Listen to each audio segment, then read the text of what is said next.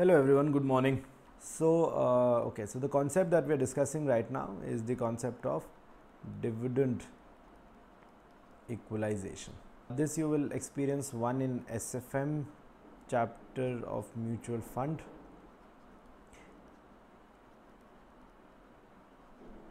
and in old course FR, old FR also in that reporting of financial institutions. It is essentially a topic of mutual fund. इसका ज़्यादातर लेना देना mutual fund के साथ ही होता है. आइए डिस्कस करते हैं व्हाट इज़ डिविडेंड इक्वलाइजेशन. तो एक बड़ी सिंपल सी कहानी के साथ डिस्कस करते हैं दोस्तों. आइए, तो मान लीजिए कोई एक म्यूचुअल फंड था, उसकी मतलब this is suppose the beginning of the year. इसकी सपोज 9 लाख यूनिट्स इशूड थे. सपोज़ कभी साल के बीच में या ठीक हाफ में नहीं, कभी भी उसने 1 लाख यूनिट और इशू करी.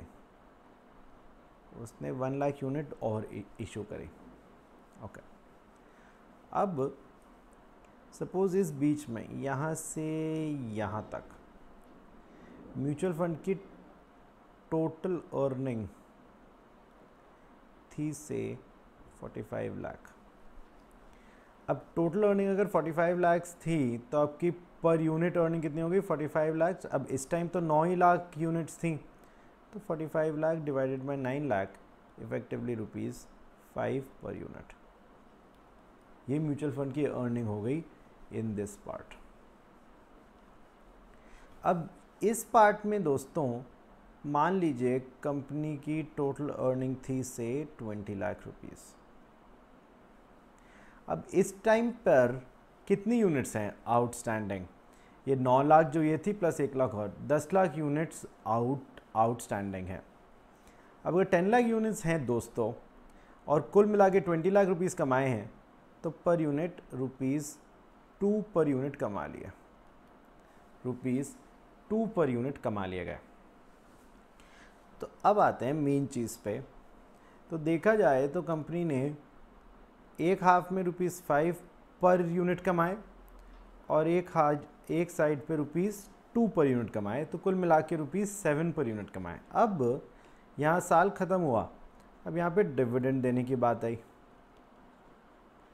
अब जब यहाँ पर डिविडेंड देने की बात आई तो कंपनी की टोटल 10 लाख यूनिट होल्डर्स हैं. ये 9 लाख ओरिजिनल थे और ये 1 लाख और कुल 10 लाख यूनिट होल्डर्स हैं. ₹5 पर यूनिट यहाँ कमाया, ₹2 पर यूनिट यहाँ पर कमाया. कंपनी ने सपोज पूरी 10 लाख यूनिट्स पर ₹7 पर यूनिट देने का डिसाइड किया. अब there are multiple reasons why this is not right.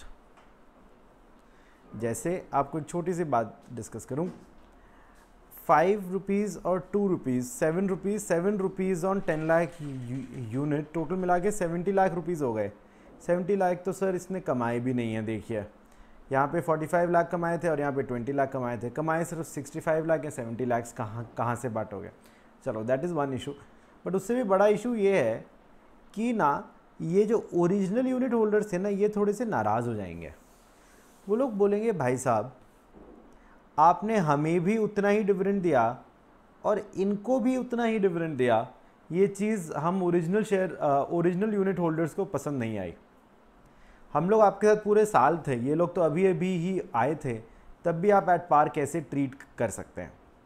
Mutual fund ने भी सपोज बोला कि यार हम नए वाले लोगों को कम कैसे देंगे, उनको ख़राब लगेगा, प्लस हमारे लिए लॉजिस्टिकली बहुत ज़्यादा मुश्किल है. Hence they came up. तो इसीलिए जो पुराने यूनिट होल्डर्स थे ना, they came up with this idea. उन्होंने बोला सर एक चीज़ सुनो, आपने जब ये ओरिजिनल जो आपने नए वाले लोगों को जब यूनिट्स इशू करे ना, आपने जिस भी NAV पे करे आपने इनसे थोड़े और पैसे मंगा लीजिए. कितने पैसे मंगा ले सर? उससे पहले तक की पर यूनिट अर्निंग जितनी है ना उतने. NAV प्लस 5 ये जो अमाउंट आया, ये 5 कहाँ से आया? ये 5 यहाँ से आया. उससे पहले जितनी पर यूनिट अर्निंग है. अब इस वाले प्राइस पर आप इशू करिए अपने नए यूनिट होल्डर्स को यूनिट्स. फिर आप बेधड़क आखिर में सबको 7 रुपीज़ पर यूनिट बांटी, हमें बिल्कुल बुरा नहीं लगेगा। अब थोड़ा सा देखिए इससे क्या हुआ। ओरिजिनल यूनिट होल्डर्स ने तो कुछ नहीं दिया हुआ था, उनको ये 5 पे भी उनका हक था और ये 2 पर भी उनका हक था, उन्हें 7 रुपीज़ मिल गए। जो नए वाले यूनिट होल्डर्स थे उनका आइडियली तो सिर्फ इस 2 पे हक था जो उनके आने के बाद कमाया गया, लेकिन उन्होंने 5 अपनी जेब से ही दिए हुए थे। तो अब जब नए वालों को 7 वापस करे ना, तो उन्हें 5 तो वही वापस कर दिए जो उन्हीं से लिए थे, और 2 और वो वापस कर दिए जो उनके आने के बाद कमाए गए थे। हेंस हमने सबको बराबर डिविडेंड दिया, dividend equalization, hence the name, but still हर एक को उतना ही मिला जितना वो डिजर्व करता था। That is what is dividend equalization. तो जो 5 रुपीज़ मंगाए गए ना, ये जो 5 रुपीज़ का अमाउंट है, this is what is known as dividend equalization. अगर एक बार बहुत ही संक्षिप्त में बताना चाहूँ तो जब भी नए यूनिट्स इशू हों उससे ठीक पहले तक पर यूनिट जितना कमाया जाए उतना एक्स्ट्रा मंगा लिया जाएगा। That is what is dividend equalization. ऐसे ही मान लो रीपरचेज भी कर रहे होते तो उससे पहले जितना कमाया होता उतना उन्हें एक्स्ट्रा वापस कर दिया जाता। ये भी हम लोग अलग से डिस्कस करेंगे। इसी पार्ट में एक और चीज़ डिस्कस करें, जो मैंने आपको अर्निंग वाली बात डिस्कस करी थी, देखो वो अर्निंग वाली चीज़ भी अच्छे से समझ में आ जाएगी। आपको 10 लाख इंटू 7 कुल मिला के 70 लाख रुपीज़ बांटने का मन था। अब देखो 70 लाख का भी जुगाड़ हो गया।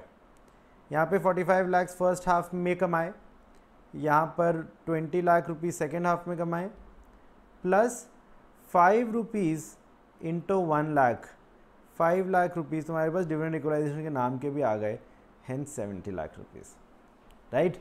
तो बहुत ही स्मूथली, बहुत ही एलिगेंट तरीके से डिविडेंड इक्वलाइजेशन वाले कॉन्सेप्ट ने आपकी ये वाली दिक्कत सॉल्व कर दी, राइट।